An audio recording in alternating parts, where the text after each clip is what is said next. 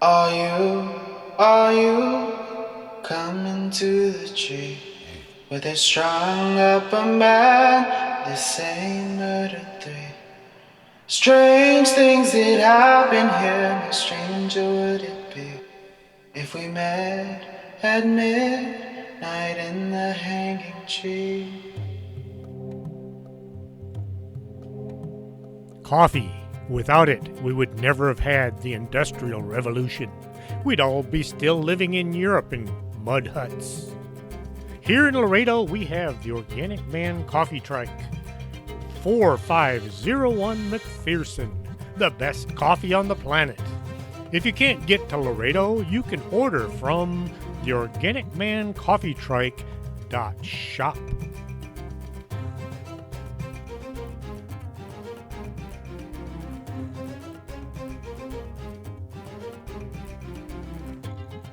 Welcome to Storytime with Chris James. I will now pick up right where I left off last time. Pam had a thought. Who was the last member to try solving this case? Bruce took a few minutes to think. Then he thumbed through his notes. I think it was Hans. Yes, Hans Hansenson. He was one of those guys who could never let go of anything. Bruce leaned in close and said, You should have seen his office. He kept everything. Did he keep files on the case? Pam knew nothing got thrown away around here, but nothing got filed in any kind of an orderly manner either. Yes, he did, and when he left, I think he just left all of his stuff in his office. Bruce was trying to remember things from 20 years ago that hadn't been important at the time. He was in 3A, as far as I can remember. Pam thought about this. 3A? She'd been quite meticulous in trying to fix up and use all of the old offices. She even had the basement converted to office space. Well, the basement was being converted. The work crew was busy rebuilding homes in and around Pam's neighborhood. Until they finished, the basement was on hold. Dolores was in 3D, and Hortense had insisted on having 3E. Who was in 3A? I'll be right back. Pam took off running for the door. She skidded to a stop in front of Hildy's desk and looked at the status board. Hildy looked at Pam as if she were, once more, acting weird. The room 3A had a name next to it, but the name was faded and had been erased a few times. It just might say Hans. Maybe. Pam turned and took off running up the stairs. She was glad she'd spent time exercising her running abilities. She just wished she'd kept up her gym clothes on instead of changing. Her loafers didn't work well when used for dashing upstairs, and as she made a stop at the top, she heard feet on wood coming up behind her. The entire bag staff were hot on her trail. Cassandra and George were the only ones who chose to walk instead of run. Bruce was in between them. Pam turned the corner, and using the newel post to stay on her feet, she felt centrifugal forces pulling her body in an arc as she spun around and hit the first of the steps going up to the third floor. Maybe I should slow down a bit. Pam had thought if she hurried, she might solve the case before it was time to go home. It was past time to go home. As she came to the stop of the third floor stairs, she had to stop and catch her breath. Looking down the steps, she could see the rest were faring less well. They were spread out down below, still soldiering on, but with far less enthusiasm. The second floor was decorated with a lot more flair. Back in the day, as they say, the original inhabitants had occupied the second floor, and the third was mostly staff and very young kids. The attic had been occupied by Beatrice, Pam's great, the original psychic.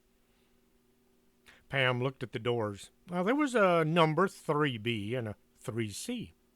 She looked around, but didn't see a 3A anywhere. The rest of the staff began to gather around Pam, all looking for the sought after office. I don't see a 3A anywhere, Dolores said as she looked up and down each hallway. The bag was a very big building. A door about a foot and a half tall, with ornate sculpted glass, slowly lit up from behind. There was the sound of a bell going ding, followed by the door swinging open. Prince Wapo stepped out from the only elevator in the building, built specifically for him so he could travel from floor to floor. Without the elevator, someone would have to carry him from place to place, and he was a very big cat. The prince walked around the floor, taking in all the activity. He found a chair positioned in the middle of all the activity, jumped up on it, and went to sleep. What's that door lead to? Hortense looked at a door with no number. Well, that's the bathroom, somebody said. Oh, I didn't know there was a bathroom on this floor. She felt odd having walked downstairs all those times that she had needed to. The gang all spread out, looking into all the corners for the missing office. Then Eddie yelled, "Over here, under the stairs, going to the attic." There was a door with no number, and of course, it was locked. Pam had a set of keys to all the doors in the building, but she seldom carried them because few of the doors were ever locked. Aside from the library, which Eddie locked each night, not to protect the tens of thousands of dollars worth of books covering any subject from anomalies to zombies, but to protect the hundreds of dollars worth of coffee. The front door didn't ever get locked. It never even stayed closed. Sharma and Dan came down from their room to see what all the excitement was. "What are you looking for?" Sharma asked Pam. "We need to get into room 3A and see if the files are still there," Pam answered. No one could see or hear Sharma or Dan, but they all accepted the fact that ghosts were there and Pam could see and speak to them. George, Cassandra, and Bruce made it to the top just about then. Dan walked over to the door and he looked at it.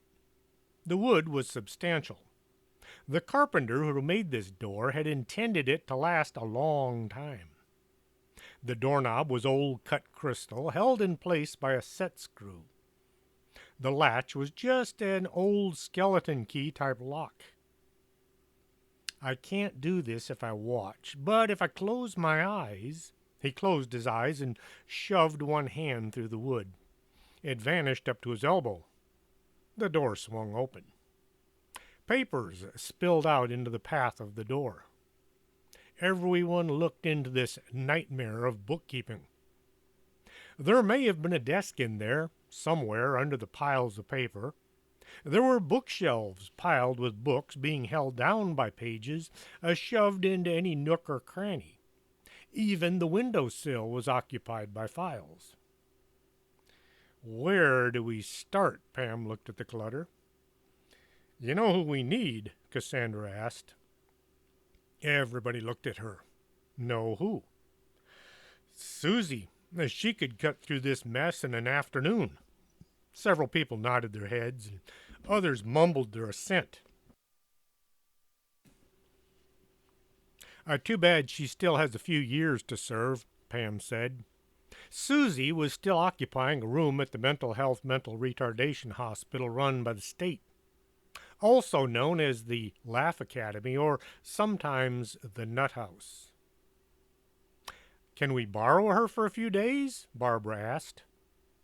Contemplative looks spread throughout the assembled crew. Cassandra asked Pam, "Did you manage to assemble that collection of works by Terry Pratchett that she wanted?" "I'm having a hard time finding signed editions." Pam had spent hours calling around the country and then days calling around the world in an effort to fulfill her promise to Bonnie Fulbright, who was one of Susie Quartz's many personalities. "So far I have 6. Only 65 books to go." Sharma came up with a plan. "I'll do it.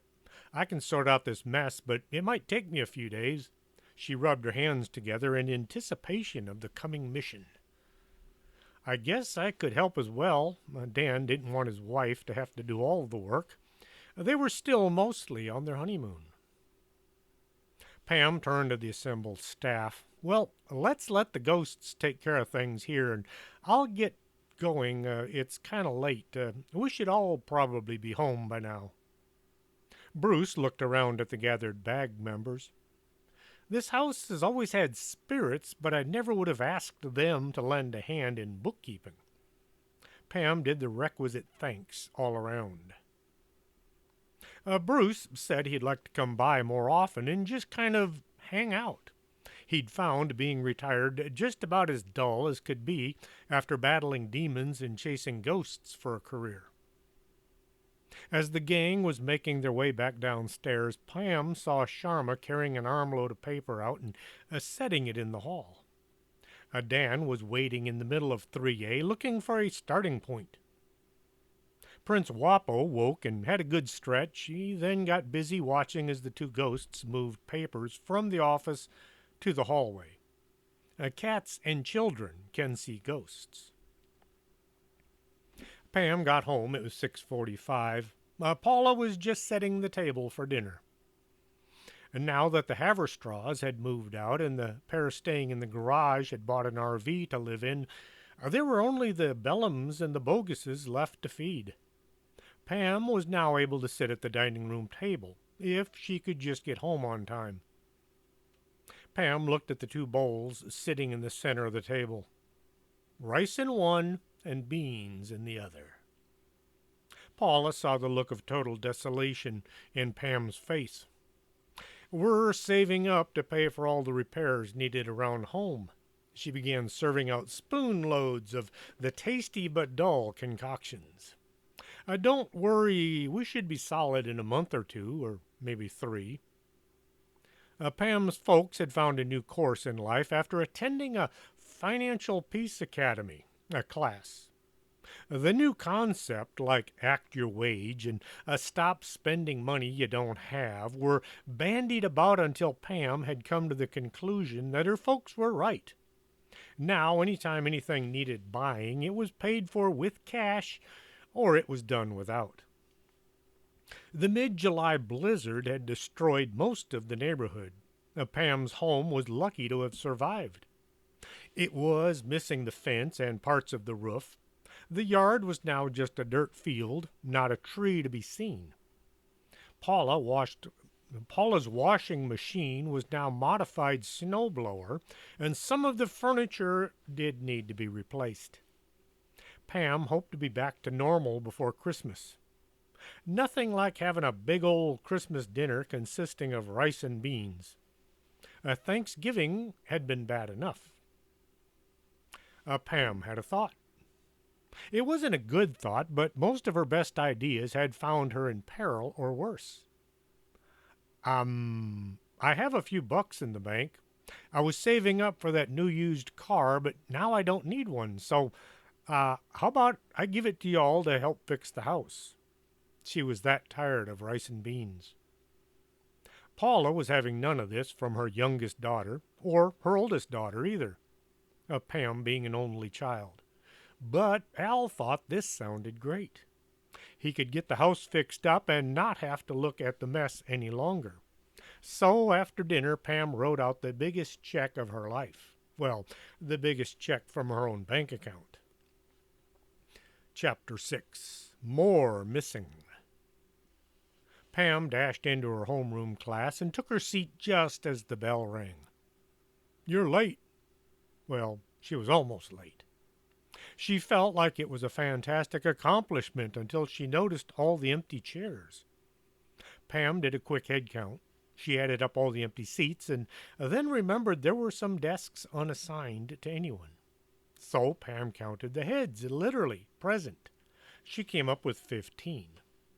She tried to think of how many kids were in her class, and when she came to the conclusion she hadn't bothered to pay attention in the first place, she still had no idea who all might be missing. Without thinking, Pam mumbled under her breath, I wonder how many kids are missing. There were 28 students at the beginning of the year and 15 here today, so therefore there are 13 missing students. That's nearly half. Pam clamped her hand over her mouth and looked at Mrs. Grampus. The teacher was giving Pam an odd look, which is the usual look she gave Pam. Pam thought about what Mr. Wallace had said about the missing kids from 20 years ago. Other than the Scryer connection, there was no reason to connect the two incidents, but to Pam it just had to be related. She wanted to call and ask Sharma if she'd found anything yet, but the ghost had only had last night to search the pile. It's due for tomorrow, so don't forget, Miss Grampus said. World history wasn't much better. In attendance, that is, Mr. Goblin made a comment. These kids will just have to make this up later. Pam got a pencil out and tried to list all the missing students. Let's see, there's Betsy. What's her name? Pam couldn't remember. Then there's Bob. Pam made a decision to pay more attention to people around here from now on, hopefully. Time slowed down to a crawl now that Pam had more important things to do besides learn about the history of the tulip. Tulips are a herbaceous herb. There's a word for you. Herbaceous herb with a showy flower that grow from bulbs. Mrs. Goblin spent the next 3 hours, not really, but to Pam it was 3, mumbling on about this plant from Hades. Mr. Bonnethead was upset when he discovered the number of absentees. Really, if you have such little regard for your future, why even bother to sign up for school? You'd be better off just staying home and spending the rest of your lives living in your parents' basements. This is the prime development for the rest of your lives. By learning English and building a foundation for the future, you're making a better life for yourself and your children, if you decide to have any. Pam tuned him out after the first few minutes. Miss Bogus, what do you have to say for yourself? I'm here. I came to class today, and my folks don't even have a basement. Mr. Bonnethead looked over his glasses at Pam. Right. Get out your textbooks and turn to page 56. He made an effort to not glower at the students representing the ones who were missing. By lunchtime, Pam was ready to quit and move away to live in the basement at work. She plopped down at the table and pulled her lunch bag from the bottom of her backpack. She liked flatbread sandwiches, but her mother didn't buy any. Her sandwich was just plain flat. To make matters worse, the bread was stuck to the sandwich bag. Pam used her fingers to scrape the food from the plastic.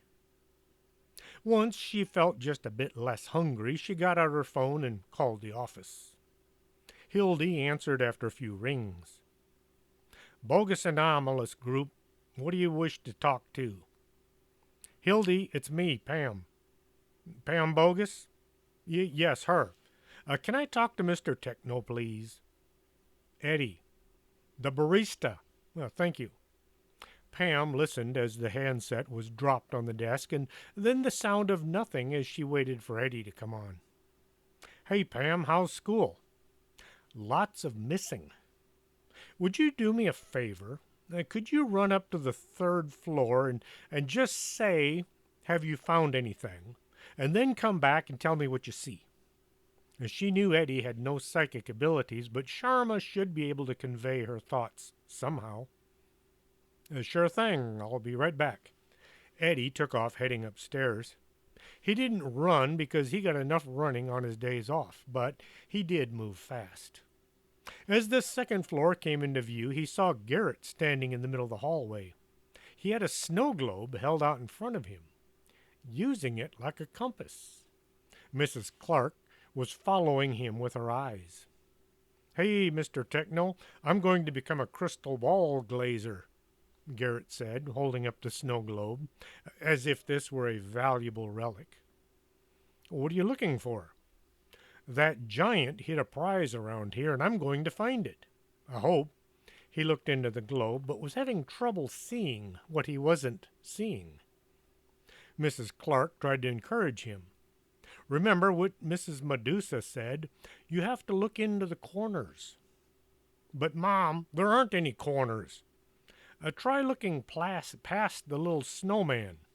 Jolene Clark was hoping this would be far more successful than all the work those nut job scientists had tried. Garrett pulled the globe in close and peered hard past the snowman. There was just maybe something there. He moved from one foot to the other, and then he walked forward a few feet. He turned to the right and then the left. Just as he was thinking of giving up and trying something else, he spotted a dark shape in the corner, behind the snowman. He walked towards the shadowy image and right into a door. Ow! He looked at the door as if it should apologize. When no requisite of forgiveness was forthcoming, Garrett opened the door. There, sitting on the floor, was a candy bar. Oh, wow, I found it! I found the prize! He held it up so his mother could see. Eddie figured the kid was getting better all the time, and then he thought, shouldn't he be in school? It's a field trip. The class was visiting the mall today, so I asked to keep him home and see what Hortense could say. Hortense had suggested running the three scientists off and letting her try to improve on Garrett's skills. See the bag company #1 for enlightenment. Eddie continued on up to the third floor. What he saw wasn't what he expected. There were piles of papers lining the hallway. Some were as high as his shoulders. The ghosts he never saw were apparently working through the night. He saw no sign of anyone around, but he said, Pam asked me to ask y'all if you'd found anything of value. He looked around for what was to be the answer. Sharma was standing in the door to 3A. She looked at the man standing there, and then she grabbed a handful of papers and dropped them at her feet. Eddie saw papers falling at his feet. They conveyed a feeling of lost causes and unaccomplished goals. I guess that means you haven't found anything. One piece of paper came drifting down in front of him. Grabbing it, he looked at the front. Written on the page was a recipe for broccoli lasagna. Now that sounds tasty. The page crumpled in his hands. I guess not. He headed back down to tell Pam there was nothing good found yet. Pam was walking to her next class, Mrs. Poorbeagle's math class, when she spotted Mindy weaving along as if half asleep and coming her way. Mindy looked at Pam, taking a while to recognize her classmate. Hey, Patty, how's everything? Mindy was having a hard time keeping her eyes, both aimed in the same direction. You want to come to a party tonight? She looked like she hadn't changed clothes in a while, like all week. She really needed a shower. Pam had an urge to say yes. It came from deep in the bottom of her soul. The idea of attending a party was just the best thing ever, especially since Pam never got invited to parties. What, are you crazy? What would your mom say? No, you're not going to any parties. Not tonight, anyway. That sounded way too much like her conscience. I don't think Pam found saying no was way too difficult. Your loss. Mindy stumbled away, looking for someone more willing to enjoy her company.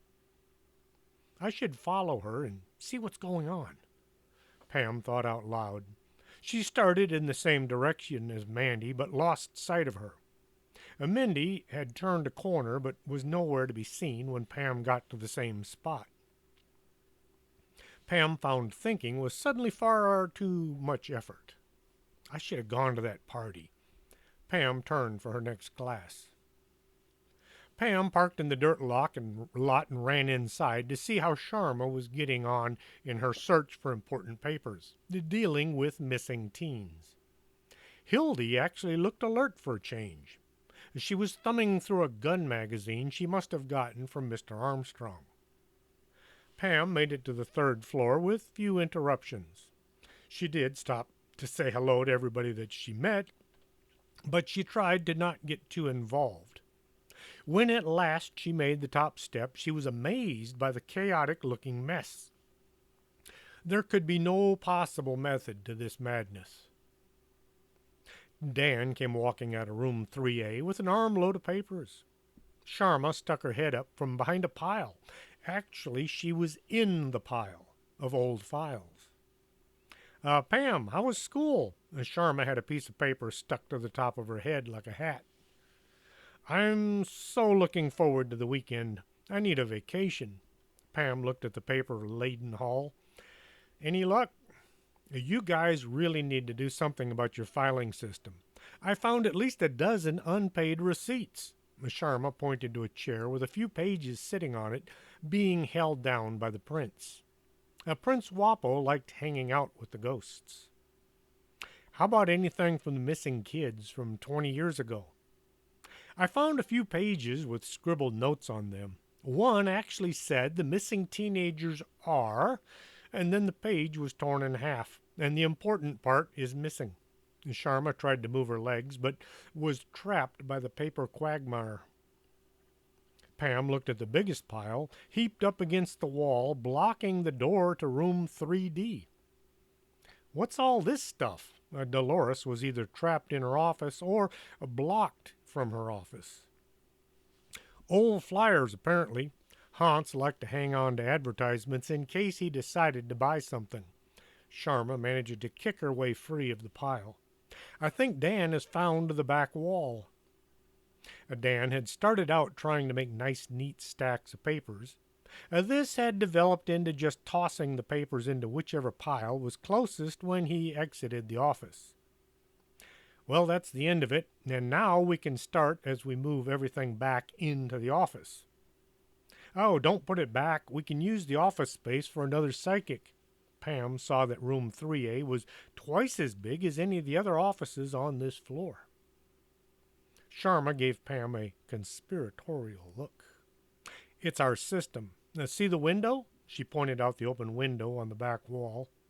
Anything not recordsly looking goes out the window. The yard goat can eat it.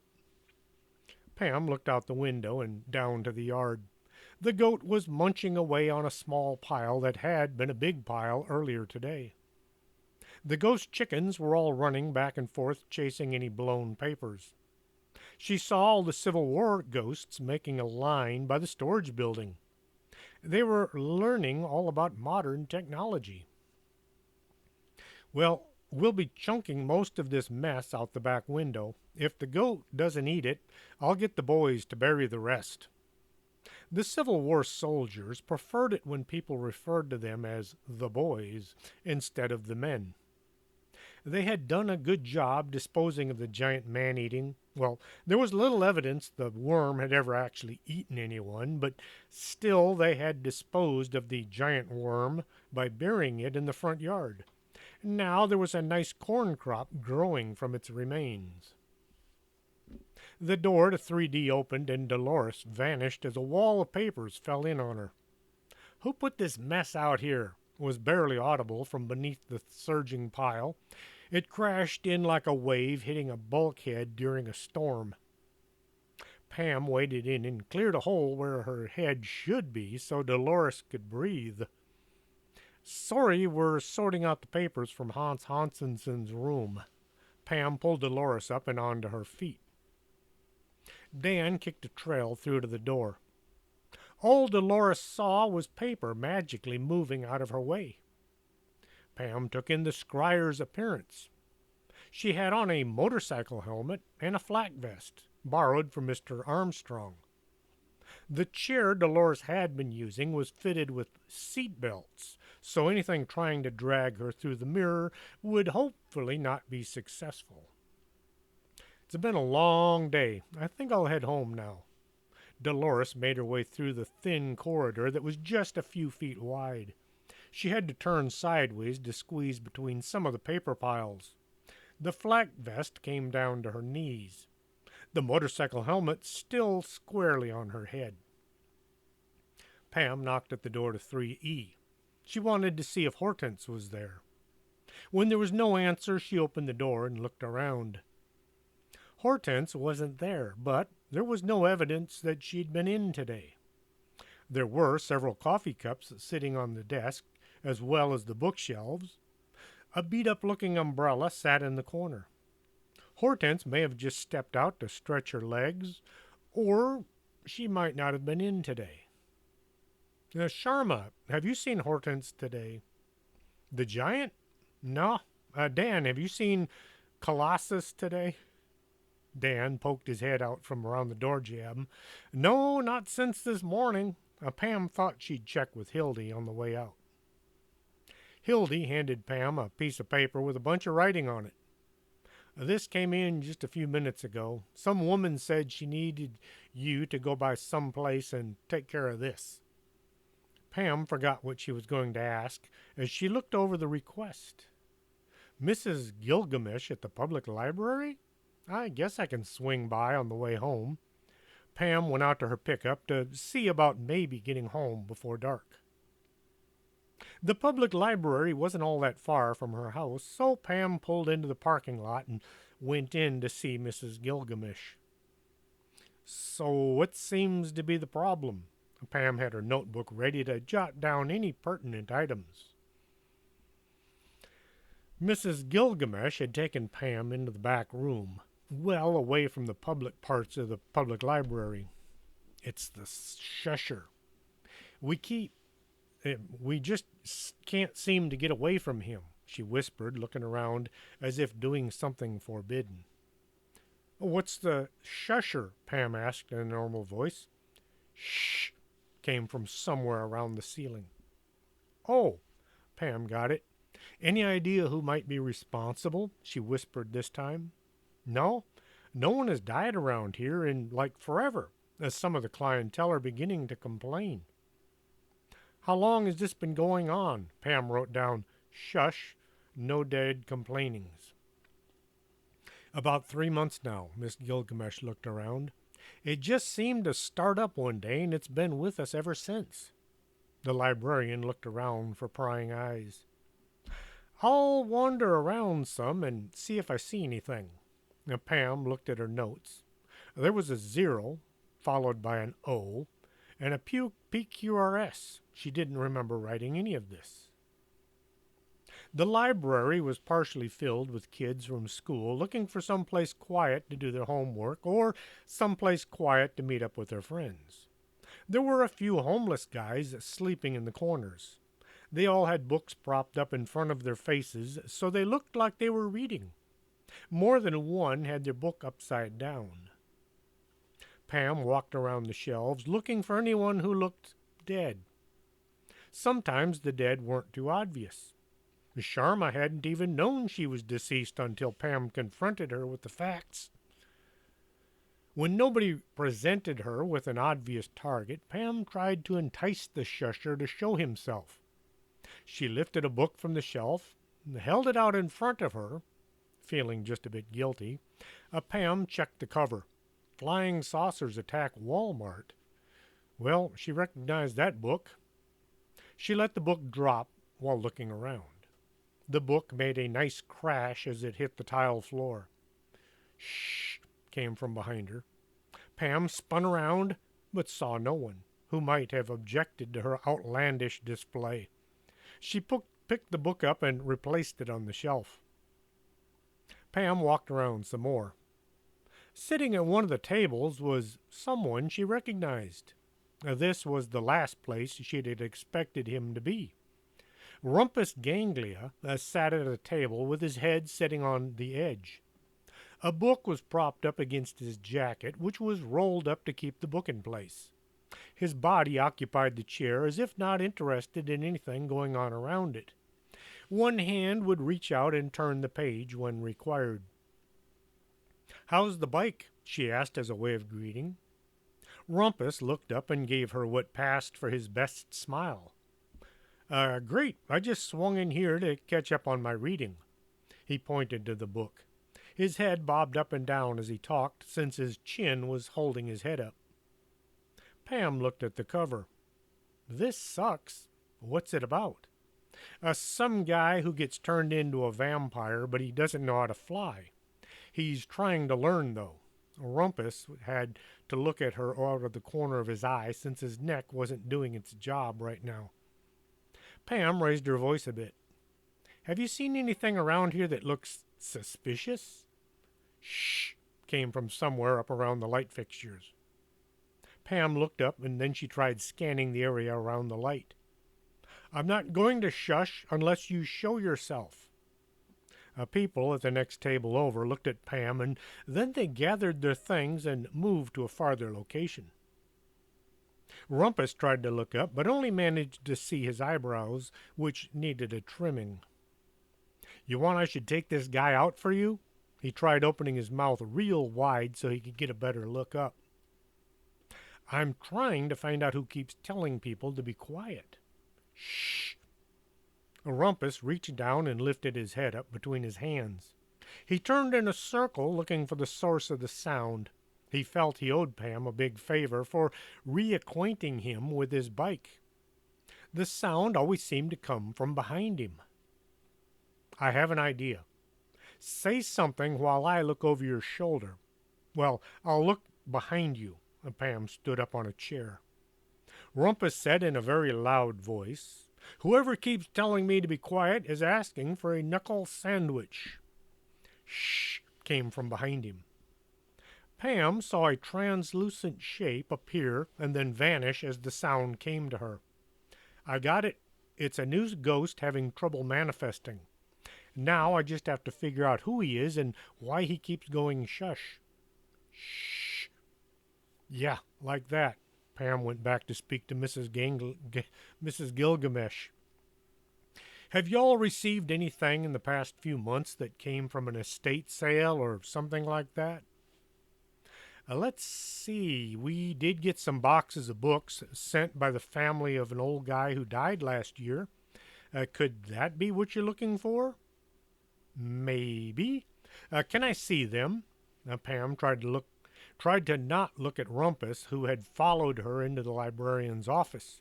She didn't want the librarian to think she was seeing things, when in fact she was. Mrs. Gilgamesh led her and Rumpus to the back room where secret library things went on. Things like unboxing books and sorting and, well, not really much in the way of secret. We did get a chance to unpack any of the boxes yet, but they're all stacked right there. There must have been a few hundred boxes. Well, maybe 80 or, well, more like 50. Still, it was a big stack of boxes to go through. Pam looked at Rumpus. Can you lift any of these? Are you kidding me? I can lift all of them. He bent down and set his head on one side and then grabbed the first box and tried to pick it up. His hands passed right through the sides.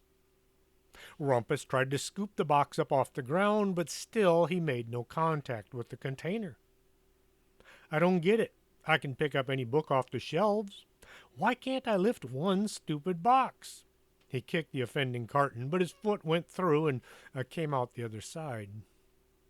Pam pulled her notebook out and made a note of this odd discovery.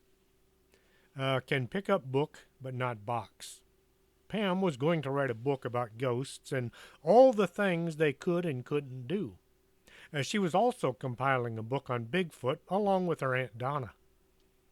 Pam got out her phone and made a few calls. Barbara had pulled one of the boxes from the pile and was going through it quickly. She checked the cover of each book and then thumbed through to see if any kind of a talisman or cryptic note was hidden within. As each box was deemed unparanormal, it was moved to a new pile. Barbara still had her meter in her vest pocket, but stopped using it when it gave consistently false readings. It showed every box to be possessed by some unknown spirit. I think it's all the books having an effect on it, Barbara said. She hoped the meter wasn't going bad. It had cost her $100 from Amazon, and she didn't like wasting money. Cassandra was going through her box, standing at the table. Her and the floor weren't on speaking terms, since she was as wide as she was tall. She was the best healer in the entire country, as far as anyone knew, but she still had just a bit of a weight problem. Now, there was a theory as to why some psychics and energy healers had weight problems. It went that all the psychic activity centered around the third chakra, and thus the body sent calories and nutrients to that spot. This led to the subject putting on a bit, if not a whole lot, of weight. The rounder the psychic, the better the abilities. Well, at least that was the theory. Mikey Baba Ganoush had to slide his boxes across the floor. He was not into physical things. He was a wholly spiritual person. That, and he was somewhat weak as a kitten. It might have something to do with his latest diet, water and grass. His skin was taking on a bit of a greenish color. He still had coffee, of course, because coffee was made from cherries, and since cherries were fruit, coffee was fruit juice.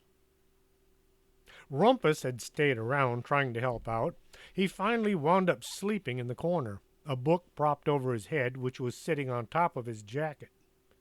Every so often, his snoring would be caught by one of the bag staff. They all just went with the idea there were things around them they couldn't see. Bill Palmerhausen, who specialized in finding things, was unable to find anything that could be causing the shusher to linger here in the library. He could only find things if he knew what he was looking for. If you asked him where's the remote for the TV, he would say look under the couch, but only if that's where it was. If he were to be asked where is the crashed flying saucer from Roswell, he'd say, do you have a picture of it so I know what I'm looking for? If he couldn't picture it in his mind, he couldn't focus on it. Anyway, he was going through boxes as if his life depended on it. So far, he'd found lots of missing items, but he was unable to find Pam when she went missing, and he felt just a bit left out of the assembled psychics. And now that he was a member of the group, he wanted to be recognized as a real winner. Well, at least a finder. Pam shoved her last box over to the already went through pile and went to get the next one. We've gone through nearly 2/3. We should find something soon, I hope. I'm going to take a break. Look, they've got a coffee maker. Bill went over to the table and sat at the other end of the room. There was a coffee pot, along with all the things you needed for making and consuming the brew of the gods. It won't be as good as what Eddie makes, but I need something right now. He began looking for the main ingredients, coffee. There was a can with some guy drinking coffee pictured on the front, but this container was empty.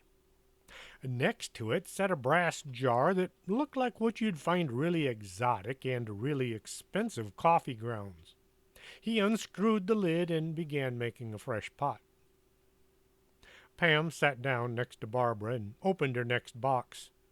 The search was beginning to drag now that they'd been at it for 2 hours. Pam had called her mother to beg forgiveness at not coming home on time for dinner. Paula had tried to be upset with Pam, but found it hard to get after her, one and only, seeing as it had been her idea for Pam to take this job in the first place. Learn some responsibility, she'd said. Earn some money and pay your bills, she'd said. And now, she said, you're turning into a workaholic, but was glad Pam was doing something besides watching TV and shopping at the mall all the time. Coffee's ready, Bill said as he poured himself a cup. Tastes nasty, but boy does it have a kick. He took a big gulp. Pam looked at the coffee pot as she went to join him. Her eyes fell on the exotic brass jar full of expensive imported coffee. Stop!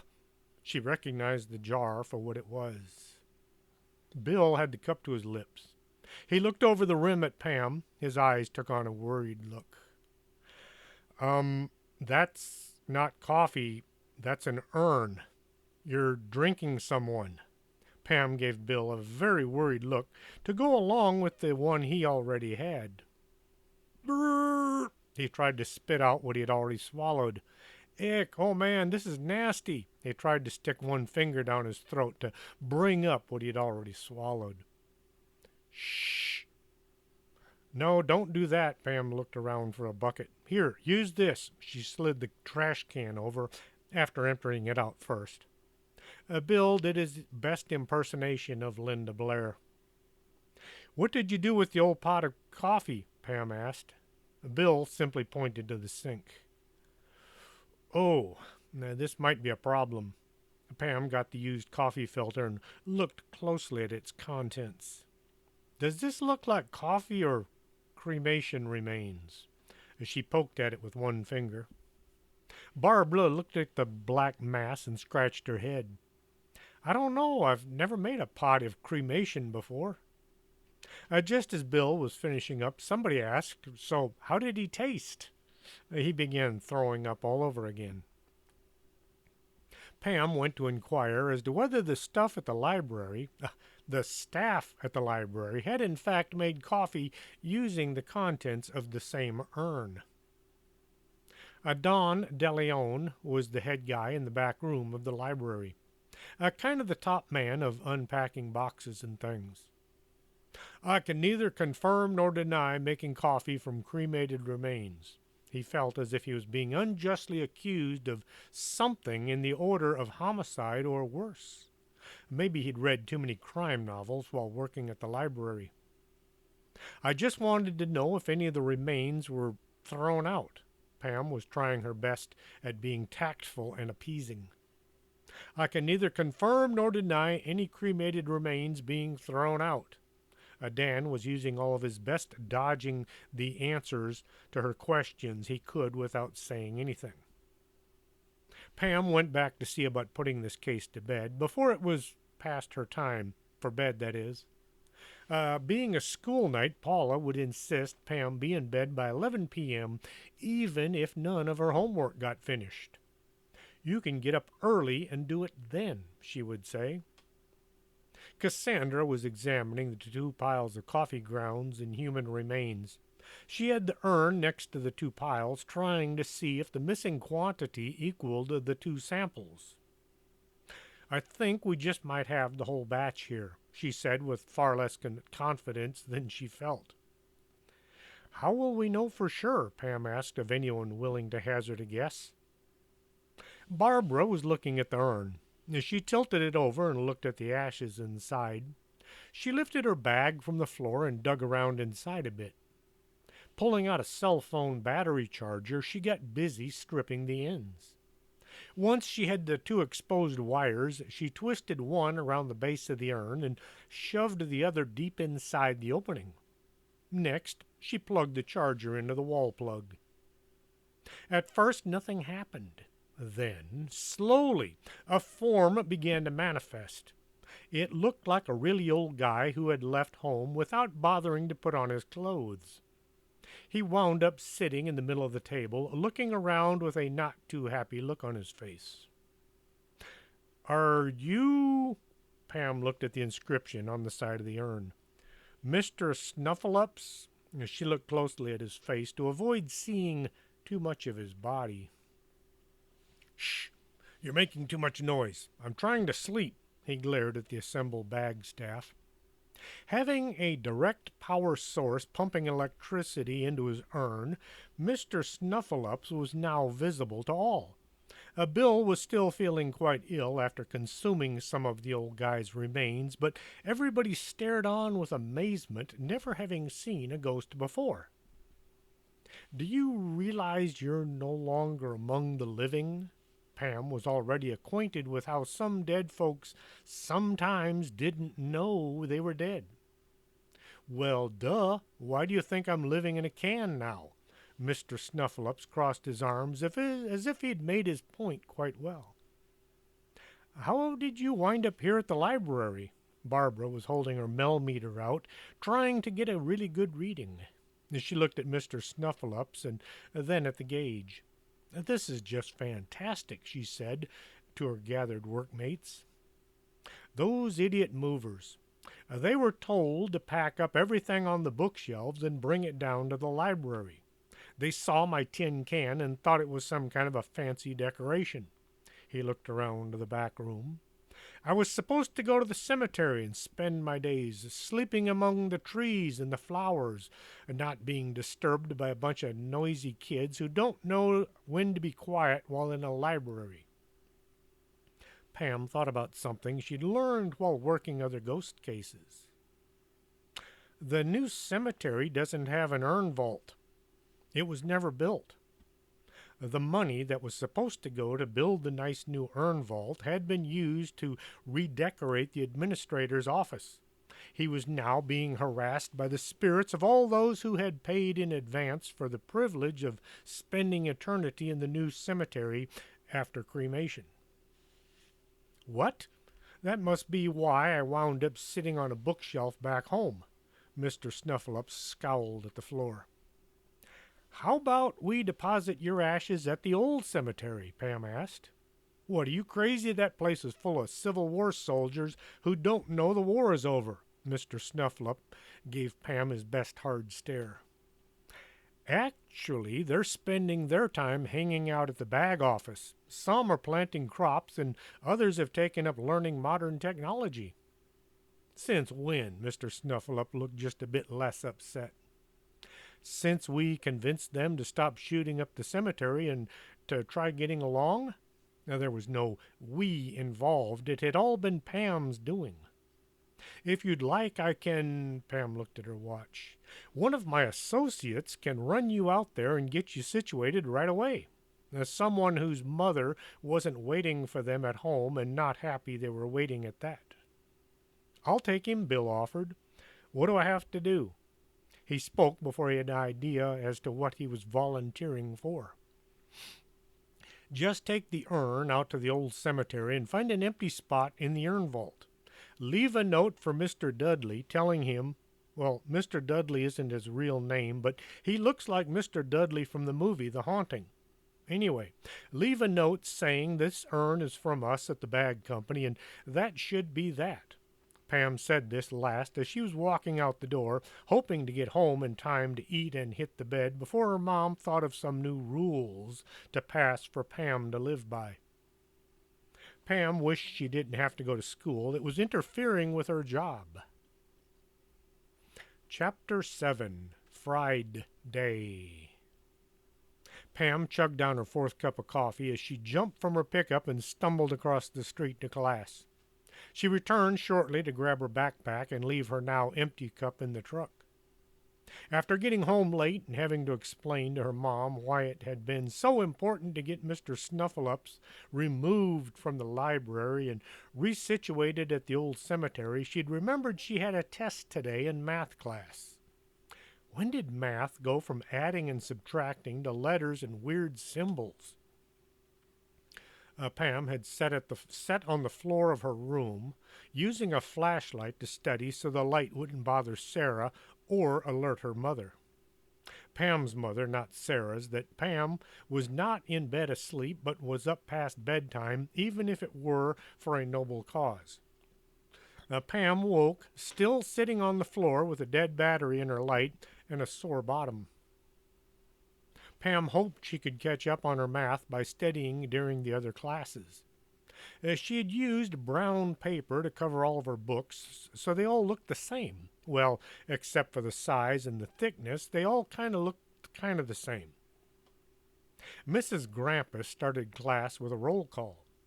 The 4 students in line before Pam were all missing, as well as the 3 after. It looked as if 2/3 of the students were missing. Miss Bogus, would you see me after class? Pam felt as if she had been caught. Caught doing what?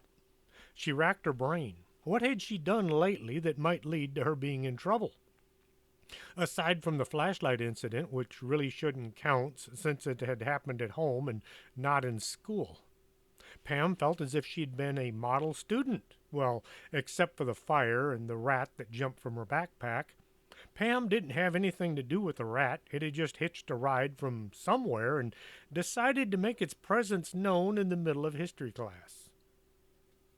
Pam was so distracted thinking about what she had or hadn't done, she missed the entire hour. When the bell rang, Pam walked to Mrs. Grampus's desk with a feeling of impending doom. Uh, you said you wanted to see me? She felt as if she were 10 years old again. Mrs. Grampus checked to be sure they were alone, and the door was shut and locked. I understand you took a job working for your uncle over the summer. This wasn't a question. Your uncle runs a company that looks into things that no one else is willing to look into? Yes, ma'am. It's called the Bogus Anomalous Group. I've heard of it. Mrs. Grampus looked over her shoulder as if expecting someone from the press to be there holding a camera. All these students that are missing class, is that something you might look into? Now it was Pam's turn to look around for eavesdroppers. To tell you the truth, we're already kind of looking into it, that is.